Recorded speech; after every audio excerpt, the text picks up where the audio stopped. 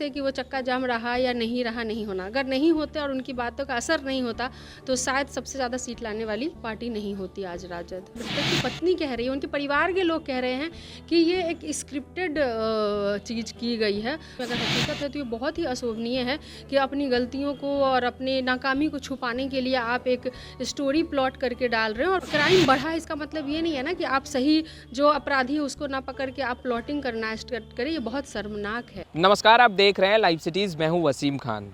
राजद नेत्री रीतू जायसवाल ने एक बार फिर से पटना पुलिस पर सवाल खड़े किए हैं। रीतू जायसवाल ने कहा है कि रुपेश सिंह हत्याकांड मामले में भले ही पटना पुलिस अपना फीट थपथपा रही हो और ये कहते नज़र आ रही हो कि उन्हें बहुत बड़ी कामयाबी हासिल हुई है, पर परिजन इस कामयाबी से नाखुश हैं और वो सीबीआई की मांग कर रहे हैं कि ये पूरे घटनाक्रम की जांच सीबीआई करे। साथ ही साथ तमाम सत्ता पक्ष पर किस तरीके से रीतू जायसवाल निशाना साध रही हैं, जरा आप वो सुनिए। देखिए, अभी किताब मैंने पढ़ी नहीं है और लोकार्पण था, लेकिन जो सबसे अच्छी बात थी वो ये थी कि लोगों को अलग अलग, चाहे वो अलग अलग पार्टी से थे, उनको भी ध्यान में नहीं रखा गया। लोगों को एक ऐसी विचारधारा का ये मंच था जहाँ पे कि अलग अलग पॉलिटिकल पार्टी से या अलग अलग जाति धर्म से, अलग अलग मुद्दों से निकल करके कोई बात आए और बात होनी चाहिए।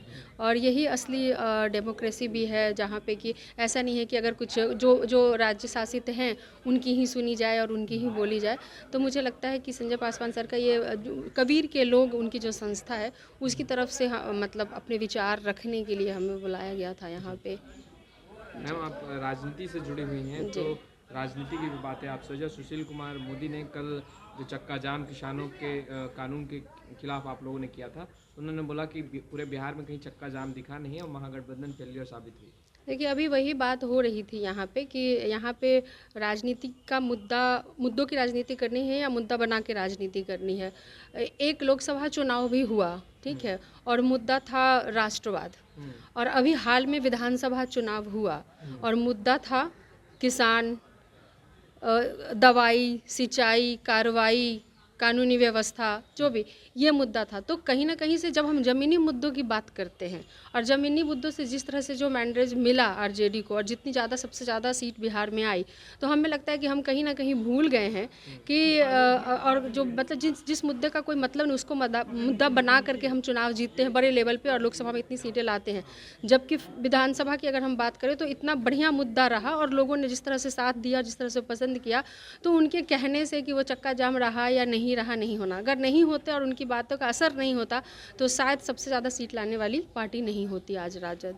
एक आखिरी सवाल मैम, रुपेश सिंह हत्याकांड मामले में सबसे ज़्यादा सवाल आप लोगों ने ही उठाया, इस मुद्दे को आप लोग लगातार उठाते रहे, पर पटना पुलिस को जिस तरीके से कामयाबी मिली और सवालों के घेरे में, क्या लगता है? उनकी पत्नी खुद कह रही हैं, स्वर्गीय रुपेश जी की पत्नी खुद कह रही हैं कि इस बात में कोई सच्चाई नहीं है। मतलब मृतक की पत्नी कह रही है, उनके परिवार के लोग कह रहे हैं कि ये एक स्क्रिप्टेड चीज़ की गई है जो कि अशोभनीय है। अगर इसमें अगर हकीकत है तो ये बहुत ही अशोभनीय है कि अपनी गलतियों को और अपने नाकामी को छुपाने के लिए आप एक स्टोरी प्लॉट करके डाल रहे हैं और वो कोई और नहीं कह रहा है। आपने कहा कि आप कह रहे हैं, आपकी पार्टी के लोग कह रहे हैं, ये उनकी खुद की खुद के घर वाले कह रहे हैं।